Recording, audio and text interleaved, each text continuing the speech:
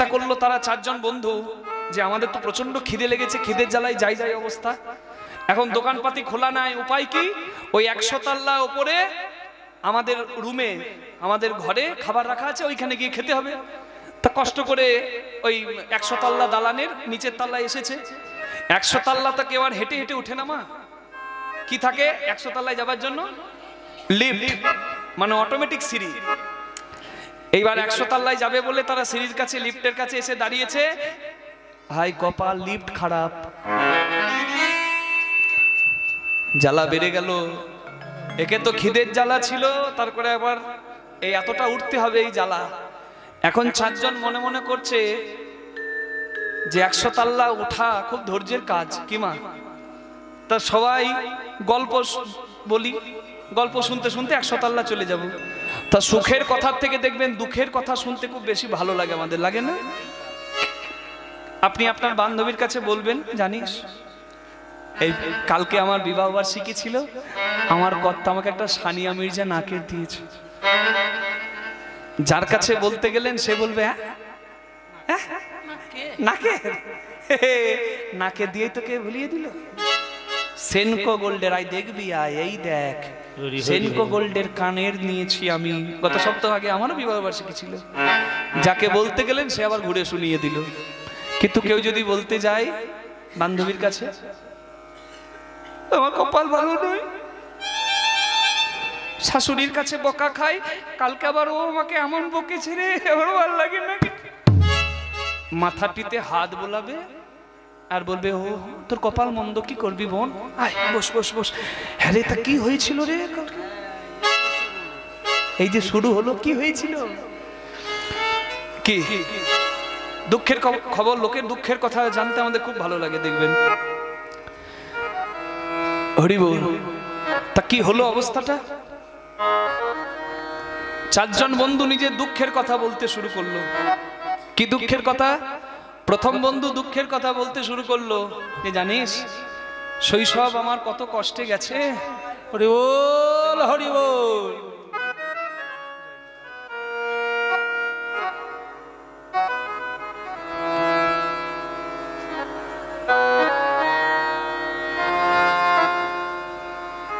জানিস ছোটবেলা আমার কত কষ্টে গেছে, নুন ভাত খেয়ে দিন কাটিয়েছি, কোনোদিন নুন ভাত জোটে নাই, লাউ সেদ্ধ খেয়ে দিন কাটিয়েছি। এই প্রথম বন্ধুর দুঃখের কথা শুনতে শুনতে 30 তলা সবাই উঠে গেছে। এইবার দ্বিতীয় বন্ধু বলতে শুরু করেছে। দ্বিতীয় বন্ধু বলছে, হাই রে, তোর দুঃখের কথা তো অনেকেরই হয়, আমার যা দুঃখ না, আমি কলেজের টাকা চুরি করে আমার প্রেমিকার জন্য একটা মোবাইল কিনেছি, তাকে মোবাইলটা দিয়েছি, সে আমাকে কল করে না, আরেকজনকে মিস কল দেয়। এই দ্বিতীয় জনের দুঃখের কথা শুনতে শুনতে 75 তলায় উঠে গেছে। এইবার 3 নম্বর বন্ধু দুঃখের কথা বলতে শুরু করেছে। বলছে, তোদের তো দুঃখ আর আমার দুঃখ, আমি এমন গিন্নি জোগাড় করেছি রে, শুধু হাঁ করে খাবে, ষাঁড়ের মতো নাক ডাকবে, আর আমাকে বাসন মাজাবে, কাপড় কাচবে। এই কথা শুনতে শুনতে 95 তলা উঠে গেছে। 3 জনের কথা বলা হয়ে গেছে। কত তলা হলো? 95। আর বাকি আছে কত তলা? 5 তলা। বা অঙ্কতে দারুণ পাকা, সব হিসাবে পাকা। তার 5 তলা বাকি। এইবার 4 নম্বর বন্ধুটিকে বলছে, ভাই তুই বল, আমাদের তো বলা হয়ে গেল, তুই এবার বল। তখন 4 নম্বর বন্ধু বলছে যে, না, আমি আমার দুঃখের কথা যদি বলি তোরা মাথা ঘুরে পড়ে যাবি, আমার দুঃখের খবর তোদেরকে শুনতে হবে না। এবার যখনই বলেছে তখন আগ্রহ আরো বেড়ে গেছে। তাই নাকি? এত দুঃখ? তো বল বল বল বল না, বল না, বল বল, আমরা আছি তো, বল কি দুঃখ? দুঃখ বাঁটলে ভাগ হয়। বলছে, তাহলে বাঁটি। শোন, এই যে খিদের জ্বালায় আমরা 100 তলা উঠছি, তা 95 তলা উঠেছি, আর 5টা তলা উঠে গেলেই 100 তলায় উঠে খাবার খাবো ভাবছি, কিন্তু তোদেরকে আমার দুঃখের খবর বলি, আমি চাবিটা আনতে ভুলে গেছি। মাথা ঘুরে সব পড়ে গেছে। আবার 95, আবার ঘুরে 100, ওইখানেই পড়ে গেল সব। যেমন চাবি না থাকলে 100 তল্লাতে উঠেও লাভ নাই, দরজাটি খুলবে না, ঠিক তেমনি সারা জীবন হরিনাম শুনুন, তত্ত্ব শুনুন, তথ্য শুনুন, 100 তল্লায় উঠে যাবেন, কিন্তু মুক্তির দরজাটা ভক্তির চাবি ছাড়া খুলবে না। নিতাই গৌর হরি হরি হরি হরি। ভক্তি যার কৃষ্ণ তার, সর্বশাস্ত্রে কয় ভক্তি না থাকিলে কৃষ্ণ দেখিলেও কিবা হয়। ভগবানকে দেখে তো মাটির পুতুল মনে হবে, ভক্তি থাকলে হবে। ভিখারি বাবা বাঞ্ছারাম, যার বাংলাদেশে জন্ম কিন্তু বৃন্দাবনে, সে তো অনাথ, মা নাই, বাবা নাই, পুত্র নাই, পরিজন আত্মীয় স্বজন কেউ নাই তার। সেই অনাথ বাঞ্ছারাম বৃন্দাবনে নবগ্রাম বলে একটা গ্রামে একটা কুড়ে ঘরে থাকে, সাধন ভজন করে। তার একটা ছোট্ট কাঠের সিংহাসনে নারায়ণ শিলা আছে। সেই নারায়ণ শিলাকে চন্দন তুলসী দিয়ে সাজিয়ে রাখে, ভিক্ষা করে, যেটুকু পায় নারায়ণ শিলাতে অর্পিত করে ভক্তদের প্রসাদ দিয়ে নিজে গ্রহণ করে। এই ভক্ত বাঞ্ছারাম উত্তরপ্রদেশের বৃন্দাবনে নবগ্রামে তার বাস। উত্তরপ্রদেশ রাজ্য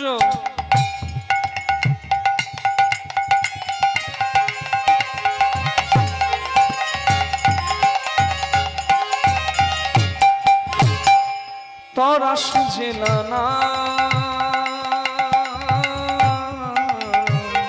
উত্তরপ্রদেশ রাজ্য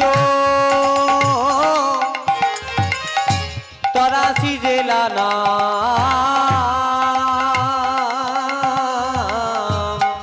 নবগ্রামে বাস করে ভক্ত বাঞ্ছারাম। নবগ্রামে বাস করে ভক্ত বাঞ্ছারাম। পূজার থালা সাজা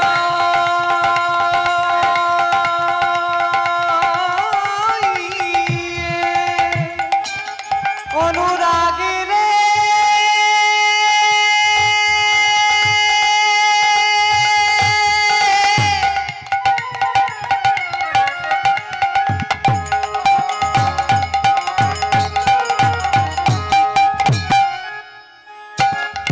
অনুরাগের বালাই যাই, বালাই যাই,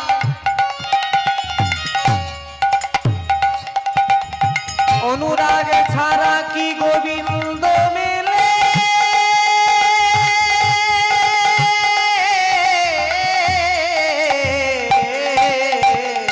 পূজার থালা সাজা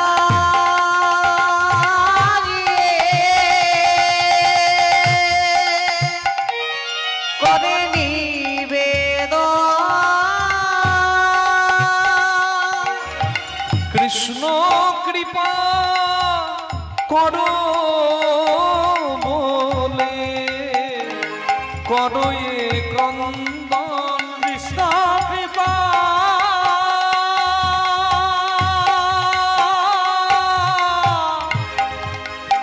করো বলে করো এ ক্রন্দন। প্রভু এইবার আমায় তুমি কৃপা করো, এইবার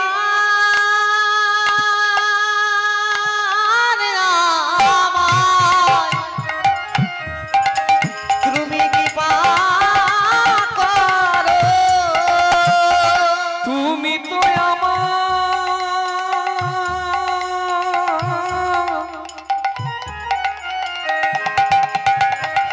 সকলই জানো। ও এইবার আমায়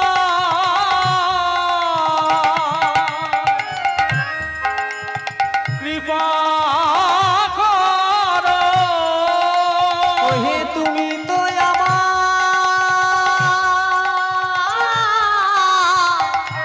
সকলই জানো। বলি ও হে ব্রজের মুরলী, তুমি তো আমার সকলই জানো। তুমি তো আমার সকলই জানো। একবার প্রেম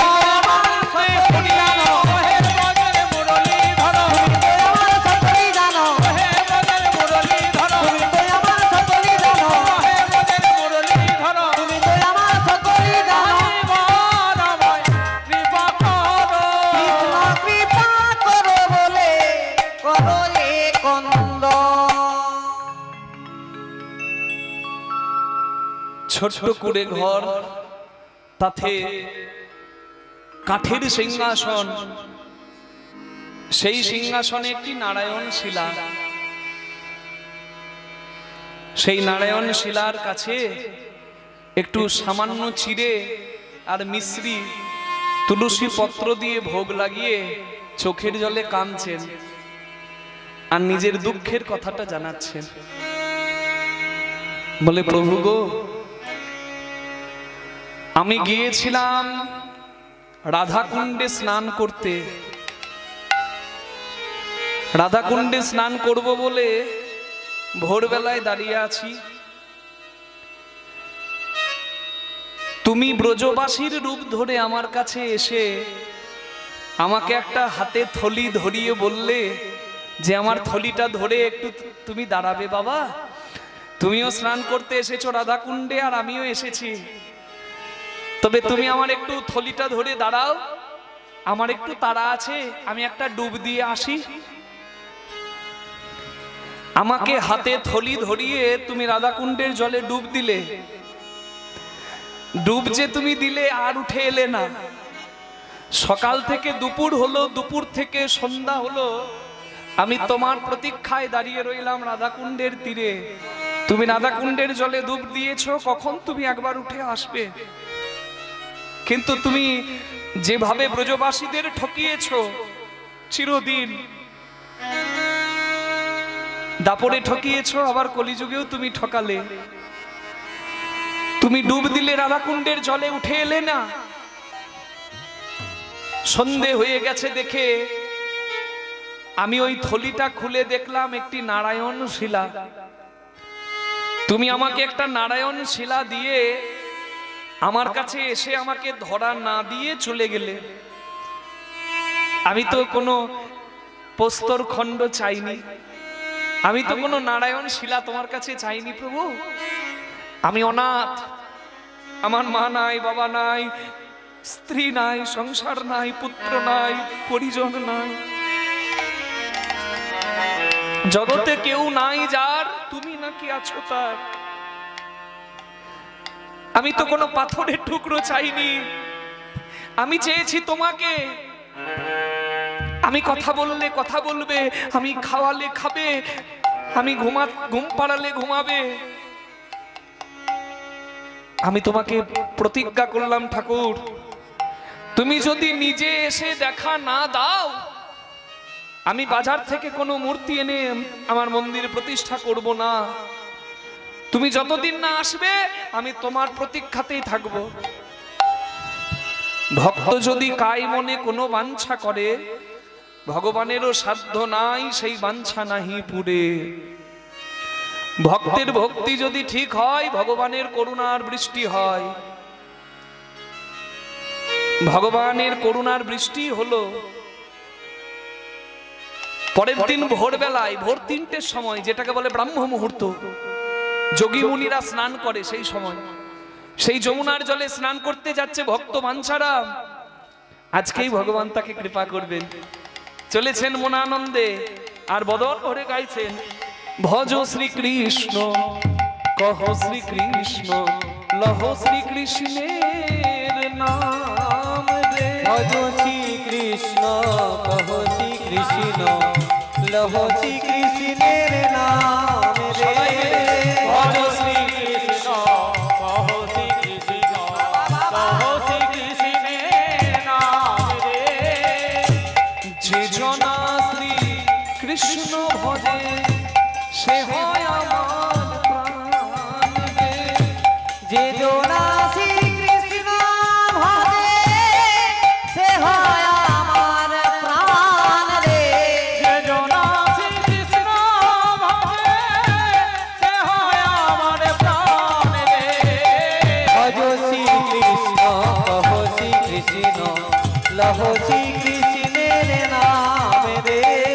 ভজ শ্রীকৃষ্ণ কহ শ্রীকৃষ্ণ কহ শ্রীকৃষ্ণের নাম রে।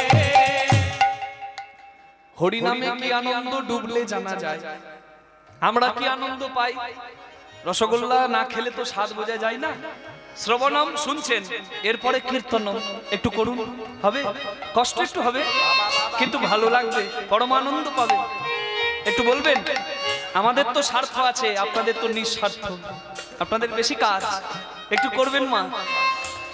সকালে উঠে বলতো করাগ্রে বসতে লক্ষ্মী, করমূলে সরস্বতী, করমধ্যে গোবিন্দম, প্রভাতে কর দর্শনম। সকালে উঠে গুরু গোবিন্দের নাম, সকালে উঠে গুরু গোবিন্দের নাম, মা বাবার চরণে প্রণাম করে দিন শুরু করতে হয়। যদিও আমরা এখন কিছু করি আর না করি, সকালবেলায় ঘুম থেকে উঠে আগে মোবাইলটা ধরি নাকি। করাগ্রে বসতে ফোনম, করমূলে ফেসবুকম, কর মধ্যে ইউটিউবম, ইনস্টাগ্রাম রিলম, সকালবেলায় মোবাইল দর্শনম। যাই হোক, তো সকালবেলায় উঠে ঘুম থেকে উঠে আমেরিকাতে একটা নিয়ম হচ্ছে, প্রত্যেকে ঘুম থেকে উঠে তাদের নিজের বিছানা আর চাদরটা গুছিয়ে তারপর যায়। এটা তাদের একটা নিয়ম হচ্ছে যে সকালবেলায় যদি জিনিস গোছানো থাকে তাহলে সারা দিনটা গোছানোই হবে। কিন্তু আমরা কি করি, আমার মা আছে তো মা গোছাবে চাদরটাকে, না, নিজের জিনিস নিজে গুছিয়ে ওই গোছানো দিয়ে যদি শুরু হয় দিন তাহলে সুন্দর হবে। আর সকালবেলায় পজিটিভ এনার্জি হচ্ছে আমার ভগবান, কৃষ্ণ নাম করে গুরু স্মরণ করে মা বাবার চরণে প্রণাম করে দিন শুরু করুন, দিন খারাপ যেতেই পারে না। নিতাই গৌর হরি হরি হরি বল। একটু সবাই মিলে বলবো কি, ভজ শ্রী কৃষ্ণ কহ শ্রী কৃষ্ণ, হাত তুলে লহ শ্রী কৃষ্ণের নাম রে, সবাই ভজ শ্রী কৃষ্ণ কহ শ্রী কৃষ্ণ, কহ শ্রী কৃষ্ণের নাম রে। এবার বলুন, যে জনা শ্রী কৃষ্ণ ভজে সে হয় আমার প্রাণ রে। যে জনা শ্রী কৃষ্ণ ভজে সে হয় আমার প্রাণ রে। যে জনা শ্রী কৃষ্ণ ভজে সে হয় আমার প্রাণ রে। বাবা, সে হয় আমার প্রাণ। এবার সবাই মিলে একসঙ্গে ভজ শ্রী কৃষ্ণ কৃষ্ণ লহ শ্রী কৃষ্ণের নাম রে। কহ শ্রী কৃষ্ণ, কহ শ্রী কৃষ্ণ, কহ শ্রী কৃষ্ণের নাম রে। প্রভাতে শ্রী কৃষ্ণ নাম পূর্ণ হবে মনস্কাম। প্রভাতে শ্রীকৃষ্ণ নাম পূর্ণ হবে মনস্কাম। প্রভাতে কৃষ্ণ নাম পূর্ণ হবে মনস্কাম, জাগিয়া লহ কৃষ্ণ নাম রে। ভজ শ্রী কৃষ্ণ, কহ শ্রী কৃষ্ণ, কহ শ্রী কৃষ্ণের নাম রে। ভজ শ্রীকৃষ্ণ কহ শ্রীকৃষ্ণ লহ শ্রীকৃষ্ণের নাম রে। ভজ শ্রী কৃষ্ণ কহ শ্রী কৃষ্ণ লহ শ্রী কৃষ্ণ নাম রে। ভজ শ্রীকৃষ্ণ কহ শ্রীকৃষ্ণ লহ শ্রীকৃষ্ণের নাম রে। ভজ শ্রী কৃষ্ণ, কহ শ্রী কৃষ্ণ, লহ শ্রী কৃষ্ণের নাম রে। ভজ শ্রীকৃষ্ণ কহ শ্রীকৃষ্ণ লহ শ্রীকৃষ্ণের নাম রে। কৃষ্ণ, কহ শ্রী কৃষ্ণ, লহ শ্রী কৃষ্ণের নাম রে। লহ শ্রীকৃষ্ণের নাম রে। লহ শ্রী কৃষ্ণের নাম রে। যেখানে বাঘের ভয় সেখানেই সকাল হয়। বুদ্ধি ঘরে তালা মেরে এসছে, সেখানেই সন্ধ্যা হয়। ভগবান পরীক্ষা না করে কাউকে কৃপা করেন না, দেখে তার ভক্তি তার সহ্য কতটা। সুদামা মহারাজ কৃষ্ণের বন্ধু, যখন কৃষ্ণ ভগবানের কাছে দ্বারকায় যাচ্ছিল, ভিখারি হয়ে অভাবে পড়ে কৃষ্ণ ভগবানের কাছে যাচ্ছে, রাস্তায় যেতে যেতে পায়ে কাঁটা ঢুকছে, পাথরে কেটে যাচ্ছে, সুদামার কষ্ট হচ্ছে। কৃষ্ণ ভগবান তো সুদামাকে অতীব ভালোবাসে, তার বন্ধু। তা ভগবান কি করলেন, মনে মনে ভাবলেন অভাবে পড়ে সুদামা আমার কাছে আসছে, যদি ওর অভাবটা দূর করে দিই তাহলে ওর তো আর আমাকে দরকার নাই।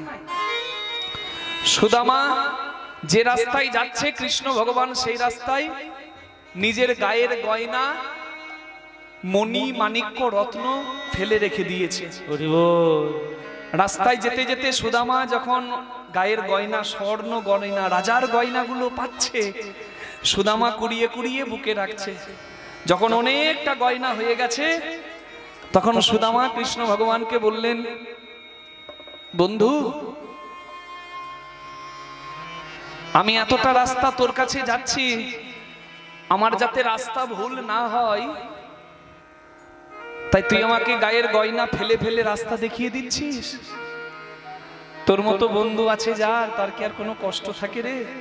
আমি তোর কাছে কোনো গয়না চাই না, শুধু একবার তোকে দেখলেই আমার প্রাণ জুড়িয়ে যাবে। এই ছিল ভক্তি। না চাইতেই ছিল ভিখারি, ভগবান তাকে করে দিল রাজা। কারণ ভগবানের কাজ কি? ভিখারিকে রাজা করা, রাজাকে ভিখারি করা। প্রশ্ন জেগেছিল এক রাজার মনে, ভগবান থাকে কোথায়, ভগবানের কাজ কি, ভগবান খায় কি, আর ভগবান হাসে কখন? যে প্রশ্নের উত্তর দেবে তাকে আমি রাজ্য দিয়ে আমি নিজে বনচারী হয়ে যাব। কত পণ্ডিত এলো গেল, শেষকালে একটা ভিখারি এসে রাজার প্রশ্নের উত্তর দিল। মহারাজের কাছে এসে বলছে, মহারাজ কি জয় হোক, জয় হোক, জয় হোক জয় হোক, জয় হোক, জয় হোক, জয় হোক জয় হোক, মহারাজের জয় হোক, জয় হোক, মহারাজের জয় হোক জয় হোক, মহারাজের জয় হোক। মহারাজ বললেন, এই কে, এই কে, কি হচ্ছে কি ওখানে? এখানে নিয়ে এসো, নিয়ে এসো। হ্যাঁ নিয়ে এসো, এইখানে নিয়ে এসো। কি হয়েছে কি? বাইরে অত গন্ডগোল কেন? বলে মহারাজ আমি ভিখারি, আপনার দরজার দারোয়ান ঢুকতে দিচ্ছে না। কি হয়েছে, তোমার কি চাই? বলে আপনার 4টে প্রশ্নের উত্তর দেব আমি। ভগবান থাকে কোথায়, ভগবান খায় কি, ভগবানের হাসি কখন পায়, আর ভগবানের কাজ কি, আমি দেব প্রশ্নের উত্তর। বলে বারে, কত পণ্ডিত এলো গেল আর তুই দিবি প্রশ্নের উত্তর? বেশ, উত্তর যদি ভুল হয় তোর শাস্তি কি হবে জানিস তো? তোর গলাটা যাবে। বলে মহারাজ I have nothing to lose, আমার হারাবার কিছু নাই। হ্যাঁ কি আর করছি জীবনে? ভিখারি, কোনোদিন এমনি মরে যাব না খেতে পেয়ে, কিন্তু একবার যদি রাজার সিংহাসনে বসি, একবার যদি রাজা হয়, তাহলে তো জীবনে একবার তো সৌভাগ্য হবে নাকি?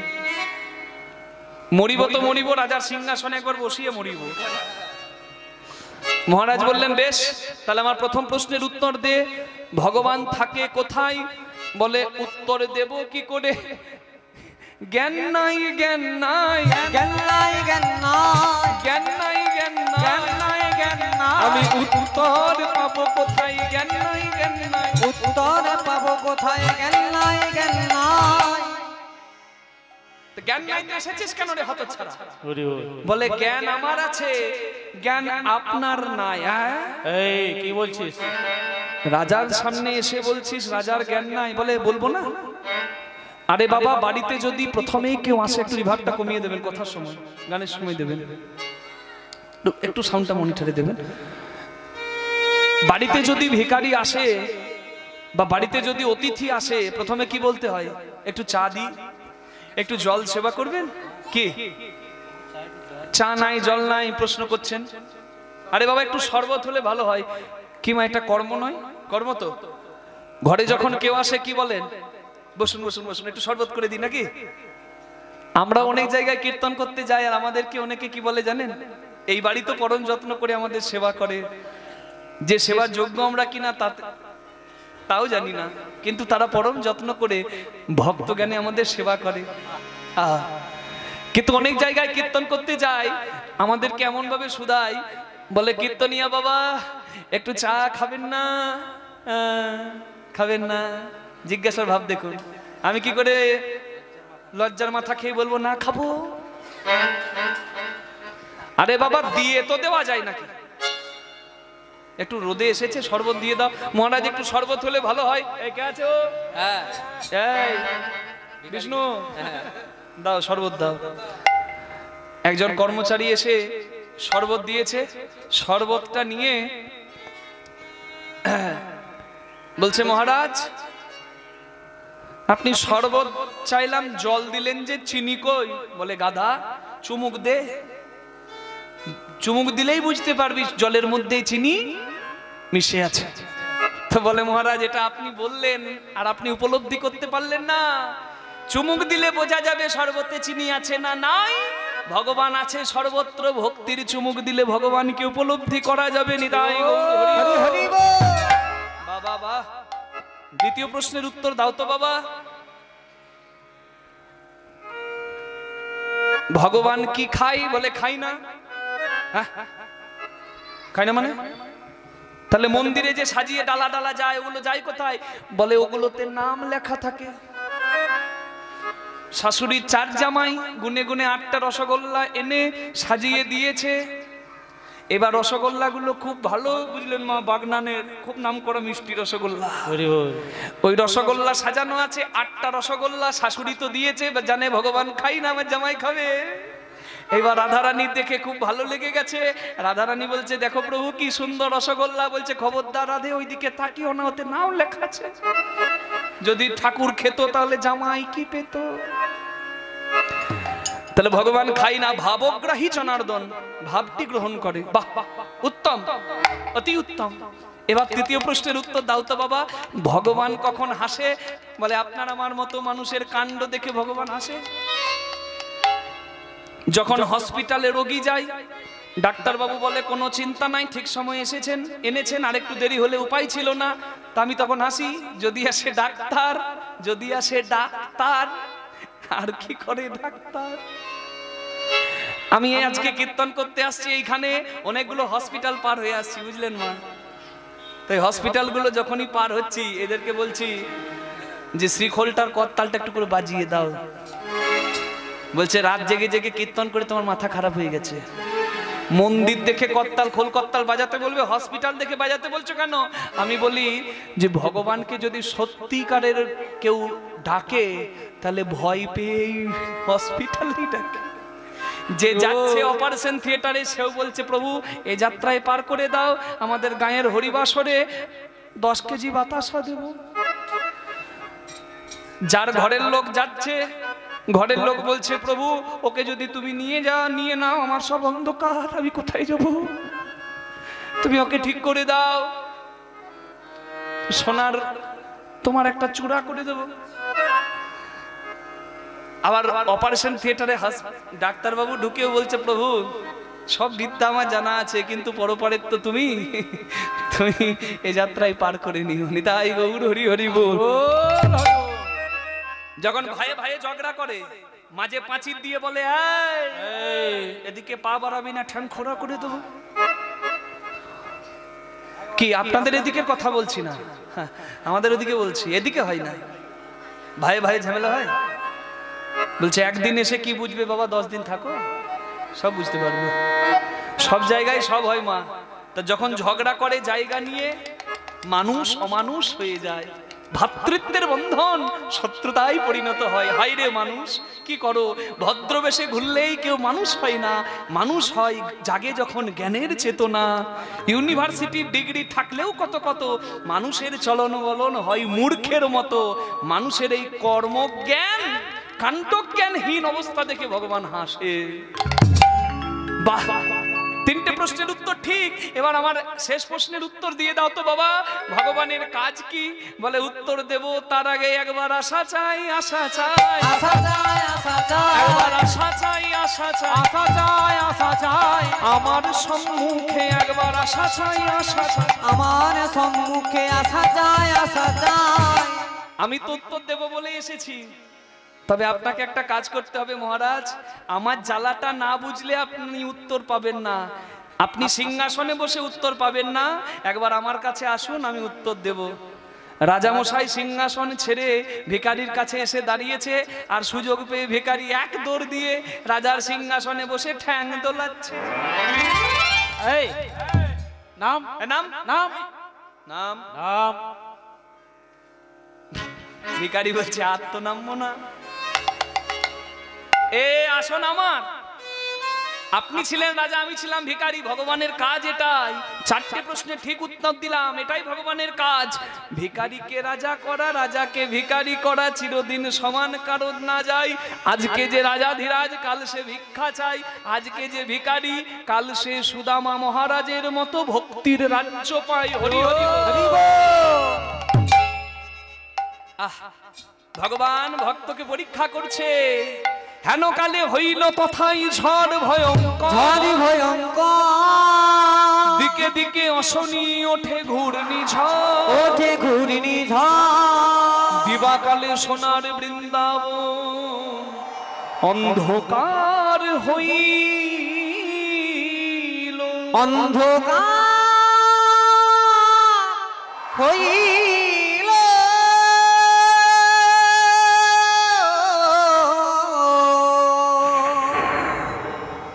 ভোর 3টের সময় স্নান করছে, যমুনার জলে দাঁড়িয়ে আছে ভক্ত বাঞ্ছারাম। আজকে ভগবান তাকে কৃপা করবে, কিন্তু পরীক্ষা করলো ভগবান কি করে। ঝড় বৃষ্টি বজ্রপাত, কালো কালো মেঘে বৃন্দাবন ঢেকে গেল। নবগ্রামে সারা গ্রামের লোক জেগে উঠেছে, ঘরের দরজা জানলা সবাই বন্ধ করে দিচ্ছে। কেউ চিৎকার করে বলছে ঝড় উঠেছে, দরজা বন্ধ করো। সবাই যখন ঘরের দরজা বন্ধ করে ভীত সন্ত্রস্ত হয়ে কাঁপছে, একা ভক্ত বাঞ্ছারাম যমুনার জলে দাঁড়িয়ে ভগবানকে বলছে, প্রভু তুমি জগৎকে ঠকাতে পারো, আমাকে আর ঠকাতে পারবে না। একবার ঠকিয়েছো রাধাকুণ্ডে, একবার তুমি ঠকিয়েছো আমাকে, হাতে থলি ধরিয়ে ডুব দিয়ে চলে গেছো। আর আমি ঠকবো না, কারণ আমি জানি গাছের পাতা নড়ে না তোমার ইচ্ছা বিনা, শিশু ভূমিষ্ঠ হয় না তোমার ইচ্ছা বিনা, কারোর জন্ম নাই, কারোর মৃত্যু নাই তোমার ইচ্ছা বিনা। এ ঝড় বৃষ্টি তুমি আমাকে দিয়ে, আমাকে ভয় দেখিয়ে কোনো লীলা প্রকাশ করতে চলেছো, কিন্তু আমি তোমাকেই ডাকছি প্রভু। আমি জানি এই সব লীলা তোমার, তুমি আমাকে দিয়ে কোনো লীলা প্রকাশ করবে আমার মন বলছে। তবে আমি তোমাকে প্রার্থনা করে বলছি প্রভু, আর আমায় কাঁদিও না। আমি নিজে চেষ্টা করেও পারিনি হৃদয় মন্দিরে তোমাকে বসাতে, এইবার তুমি কৃপা করে এসে বসো।